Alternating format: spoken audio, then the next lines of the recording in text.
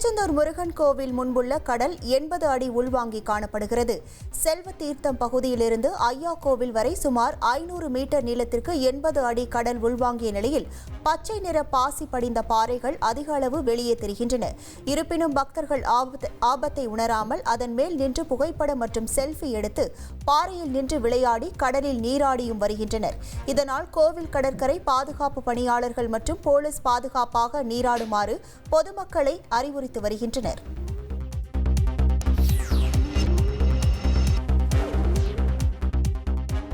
கடலூர் மாவட்டம் புவனகிரி அருகே நெல் கொள்முதல் நிலையம் அமைக்க விவசாயிகள் கோரிக்கை விடுத்துள்ளனர். கீரப்பாளையம் ஒன்றியத்துக்குட்பட்ட கிராம பகுதிகளில் 1000 ஏக்கர் பரப்பில் விவசாயிகள் குறுவை சாகுபடி செய்துள்ளனர். தற்போது சாகுபடி முடிந்து ஒரு சில பகுதிகளில் அறுவடை நடைபெற்று வருகிறது. ஆனால் மாவட்ட நிர்வாகம் அரசு நேரடி நெல் கொள்முதல் நிலையத்தை திறக்காமல் இருப்பதால் விவசாயிகள் கவலை அடைந்துள்ளனர். தனியார் வியாபாரிகளிடம் நெல் மூட்டைகளை விற்பனை செய்தால் நஷ்டம் ஏற்படுவதாக வேதனை தெரிவிக்கின்றனர். விரைவில் அரசு நேரடி நெல் கொள்முதல் நிலையம் அமைக்க வேண்டும் என மாவட்ட ஆட்சியருக்கு விவசாயிகள் கோரிக்கை விடுத்துள்ளனர்.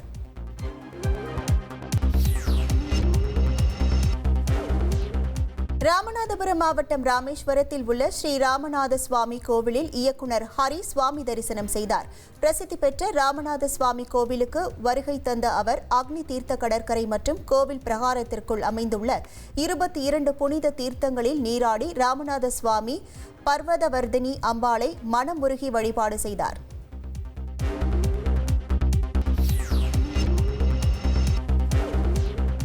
கிருஷ்ணகிரி அருகே புதிய வீட்டு கட்டிடம் இடிந்து விழுந்து 2 வயது குழந்தை பலியான சம்பவம் சோகத்தை ஏற்படுத்தியுள்ளது. ஊத்தங்கரை அடுத்த வாலிப்பட்டி கிராமத்தை சேர்ந்த ரகு முனீஸ்வரி தம்பதிக்கு இலவச வீடு வழங்கும் திட்டத்தில் புதிய வீடு வழங்கப்பட்டுள்ளது. கனமழையினால் வீடு இடிந்து ரகுவின் மகன் மற்றும் அவரது சகோதரன் மீது விழுந்தது. இதில் மருத்துவமனையில் அனுமதிக்கப்பட்ட இருவரில் 2 வயது பெண் குழந்தை சிகிச்சை பலனின்றி உயிரிழந்தது. தரமில்லாத கட்டுமான பொருட்களை கொண்டு வீடு கட்டப்பட்டதே விபத்துக்கு காரணம் என புகார் எழுந்துள்ளது. இந்த சம்பவம் குறித்து போலீசார் வழக்கு பதிவு செய்து விசாரணை நடத்தி வருகின்றனர்.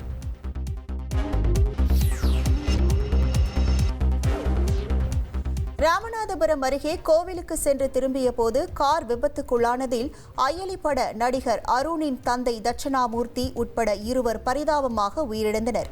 புதுக்கோட்டையிலிருந்து ராமேஸ்வரம் ராமநாத சுவாமி ஆலயத்திற்கு சென்று திரும்பிய போது கொத்திடல் களக்குடி பகுதியில் கார் ஓட்டுநரின் கட்டுப்பாட்டை இழந்து சாலையோர பள்ளத்தில் கவிழ்ந்து விபத்துக்குள்ளானது.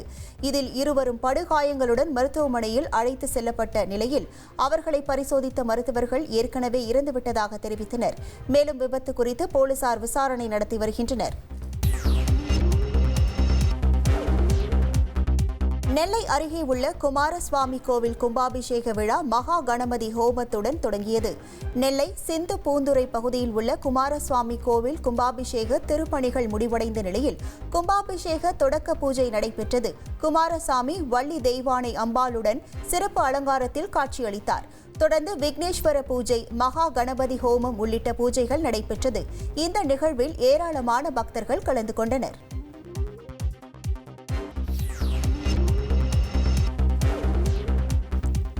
திருவண்ணாமலை அண்ணாமலையார் கோவிலில் நீண்ட வரிசையில் காத்திருந்து பக்தர்கள் தரிசனம் செய்தனர். திருவண்ணாமலை அண்ணாமலையார் கோவிலில் நடை திறக்கப்பட்டு அண்ணாமலையார் மற்றும் பராசக்தி அம்மனுக்கு அபிஷேகம் மற்றும் ஆராதனைகள் நடைபெற்றது.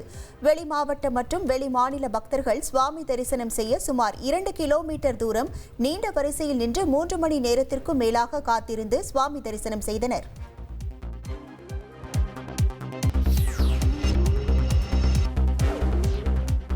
திருவள்ளூர் மாவட்டம் திருவேற்காட்டில் மோட்டார் சைக்கிளில் சென்றவரை நாய் கடித்ததால் பரபரப்பு ஏற்பட்டது. ஈஸ்வரன் நகர் பகுதியைச் சேர்ந்த வடிவேலு மோட்டார் சைக்கிளில் சென்று கொண்டிருந்தார். அப்போது தெருவில் இருந்த நாய் ஒன்று திடீரென வடிவேலுவை விரட்டி சென்று காலில் கடித்துள்ளது. பொதுமக்கள் அந்த நாயை விரட்டி அடித்துள்ளனர். உடனடியாக அவர் மருத்துவமனையில் அனுமதிக்கப்பட்ட நிலையில் இந்த பகுதியில் அதிக அளவில் நாய்கள் தொல்லை இருப்பதால் தெரு நாய்களை பிடிக்க நகராட்சி நிர்வாகம் நடவடிக்கை எடுக்க வேண்டும் என மக்கள் கோரிக்கை விடுத்துள்ளனர்.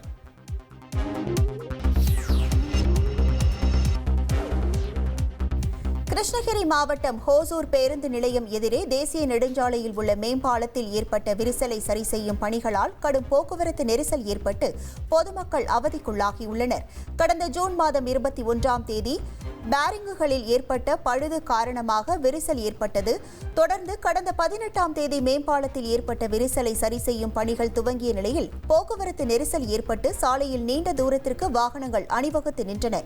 எனவே விரைந்து மேம்பால விரிசலை விரைந்து சரி செய்ய வேண்டும் என சமூக ஆர்வலர்கள் கோரிக்கை விடுத்துள்ளனர்.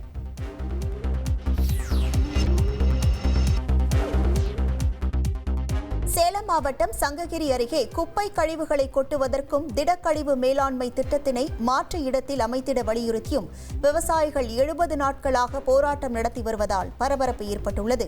குறுக்கு பாறையூர் பகுதியில் குப்பை கழிவுகளை கொட்டுவதற்கு தமிழக அரசு சார்பில் 1,05,00,000 மதிப்பீட்டில் திடக்கழிவு மேலாண்மை திட்ட பணி நடைபெற்று வருகிறது.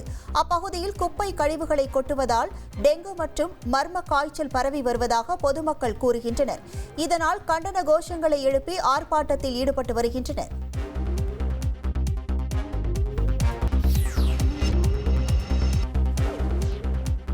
வார விடுமுறையை கொண்டாடுவதற்காக நாகை மாவட்டம் வேளாங்கண்ணியில் சுற்றுலா பயணிகளின் கூட்டம் அதிகரித்து காணப்பட்டது. உலக புகழ்பெற்ற வேளாங்கண்ணி மாதா கோவிலுக்கு சுற்றுலா பயணிகள் குடும்பத்துடன் வந்து மாதாவை மெழுகுவர்த்தி ஏந்தி சுவாமி தரிசனம் செய்தனர்.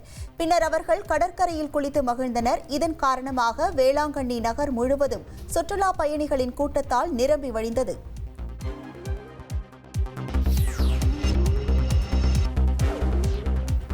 திருப்பூரில் 100 வயது பாட்டியின் பிறந்தநாள் விழாவை 5 தலைமுறையை சேர்ந்த 97 பேரன் பேத்திகள் இணைந்து கொண்டாடினர். திருப்பூரை சேர்ந்த அன்னபூரணி என்னும் அன்னக்கிளி என்பவர் 12 வயதில் கிருஷ்ணசாமி என்பவரை திருமணம் செய்தார். இவர்களுக்கு 6 மகன்கள் 7 மகள்கள் என 13 குழந்தைகள் உள்ளனர். இவர்கள் மூலம் 5 தலைமுறையை கண்ட பாட்டி தனது 100வது பிறந்த நாளை கொண்டாடி வருகிறார்.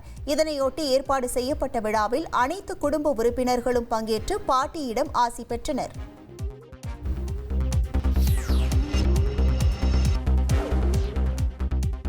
விநாயகர் சதுர்த்தி விழா நெருங்கி வரும் நிலையில் விழுப்புரம் பகுதியில் இறுதிக்கட்ட விநாயகர் சிலைகள் தயாரிப்பு பணிகள் மும்முரமாக நடைபெற்று வருகிறது.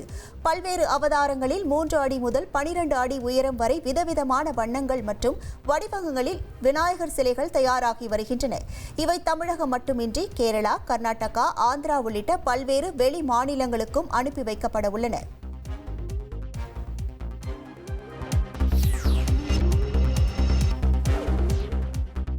சேலம் மாவட்டம் ஆத்தூர் தாலுகா அலுவலகத்தில் 2 நாட்களாக மின்சாரம் இல்லை என தகவல் அளித்தும் மின் ஊழியர்கள் வரவில்லை என வட்டாட்சியர் புலம்பிய சம்பவம் பரபரப்பை ஏற்படுத்தியுள்ளது. வட்டாட்சியர் அலுவலகத்தில் மின்சாரம் துண்டிக்கப்பட்டதால் அங்கு இருள் சூழ்ந்துள்ளது. இதுபற்றி மின் ஊழியர்களிடம் தகவல் அளித்தும் எந்த நடவடிக்கையும் எடுக்காமல் உள்ளதாக குற்றச்சாட்டு எழுந்துள்ளது.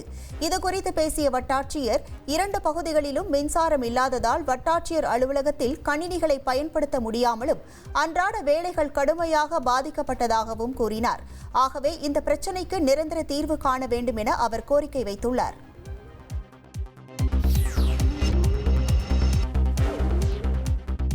மறைந்த தேமுதிக நிறுவனர் விஜயகாந்த் பிறந்த நாளை முன்னிட்டு தூய்மை பணியாளர்களை கௌரவப்படுத்தும் வகையில் விஜயகாந்த் சார்பில் உள்ளவர் தஞ்சையில் தூய்மை பணியாளர்களுக்கு விருந்தளித்து மகிழ்ந்தார்.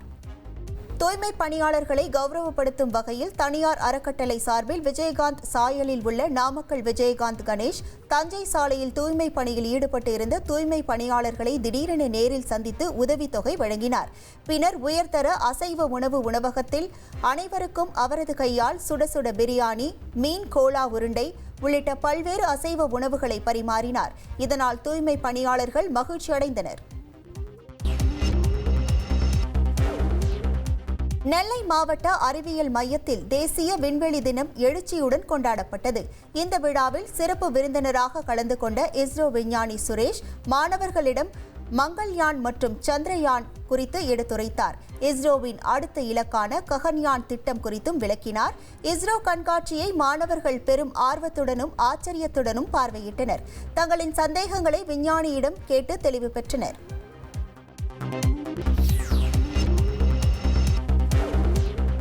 கொடைக்கானலில் வார விடுமுறையை முன்னிட்டு சுற்றுலா பயணிகளின் வருகை அதிகரித்தது.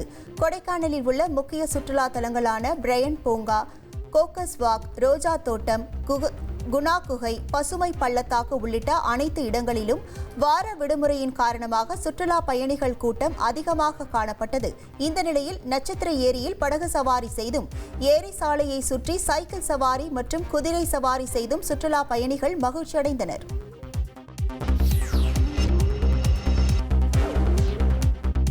தஞ்சை பாபநாசம் பகுதியில் தனியார் பள்ளி மாணவர்கள் 36 நிமிடங்களில் 1160 பஞ்சுகளும் 1900 கிக்குகளும் செய்து காட்டி உலக சாதனை படைத்தனர். 79வது சுதந்திர தினத்தையொட்டி நடந்த இந்த நிகழ்ச்சியில் உலக சாதனை படைத்த மாணவ மாணவிகளுக்கு சான்றிதழ்களும் பரிசுகளும் வழங்கப்பட்டன. திருவள்ளூர் மாவட்டத்தில் இயங்கும் சவுடு மண் குவாரியில் அரசு அனுமதித்த அளவை விட அதிக மணல் திருட்டு நடைபெறுவதாக பொதுமக்கள் குற்றச்சாட்டை முன்வைத்துள்ளனர். அதேபோல் மாவட்டத்தில் பட்டறை, பெருமந்தூர், நெமிலி, அகரம், பேரம்பாக்கம் ஏரிகளில் அதிக அளவில் மண் எடுக்கப்படுவதால் திருவள்ளூர் மாவட்ட மக்களின் பிரதான பிரச்சினையாக மாறிவரும் சூழல் நிலவி வருகிறது. மண் குவாரியால் நிலத்தடி நீர்மட்டம் பாதிக்கப்படுவதாகவும், இயற்கை வளங்கள் சுரண்டப்படுவதாகவும் சமூக ஆர்வலர்கள் வேதனை தெரிவித்துள்ளனர்.